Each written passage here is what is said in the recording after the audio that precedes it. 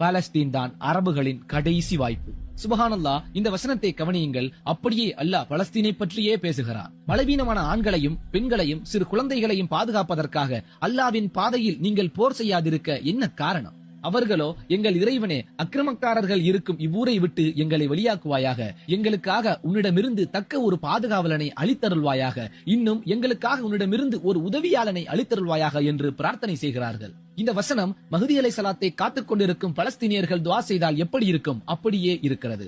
அந்த வசனத்தில் அல்லாஹ் சொல்கிறான், மில்லதுன்க வலியன். அல்லாவிடத்தில் அந்த மக்கள் பிரார்த்தனை செய்கிறார்கள், மில்லதுன்க, உன் புறத்திலிருந்து எங்களுக்கு ஒரு வலியன், பாதுகாவலனை அனுப்பு. வஜஅல்லனா, எங்களுக்கு ஆக்கிவை, மில்லதுன்க நசீரன், உன் புறத்திலிருந்து எங்களுக்காக ஒரு உதவியாளனையும் அளித்தருள்வாயாக என்று பிரார்த்தனை செய்கிறார்கள்.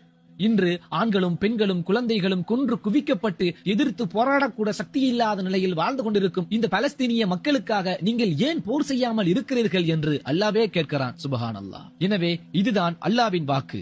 பலஸ்தீனுக்கு அரபுகள் உதவி செய்யவில்லை என்றால், அவர்களுக்காக போர் செய்யவில்லை என்றால், இந்த உலகத்தில் நன்மையை ஏவி தீமையை தடுக்கவில்லை என்றால் அவர்களின் அழிவு ஆரம்பமாகிவிடும். அவர்களின் இடத்தில் அவர்களை விட பிரம்மாண்டமான, அவர்களை விட வலிமை மிக்க, அவர்களை விட அல்லாவின் பாசத்தில் வெறியர்களாக மாறக்கூடிய ஒரு கூட்டத்தை அவர்கள் இடத்தில் அல்லாஹ் கொண்டு வருவான். அந்த கூட்டத்திற்கு தலைவராக தான் மஹ்தி அலைஹிஸ்ஸலாம் இருப்பார்கள். அரபுகளை பற்றி நீங்கள் கேள்வி கேட்க வேண்டியதில்லை.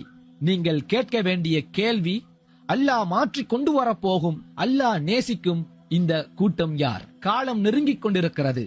சிந்தியுங்கள், கண்ணால் பார்ப்பதற்கு முன்னர்.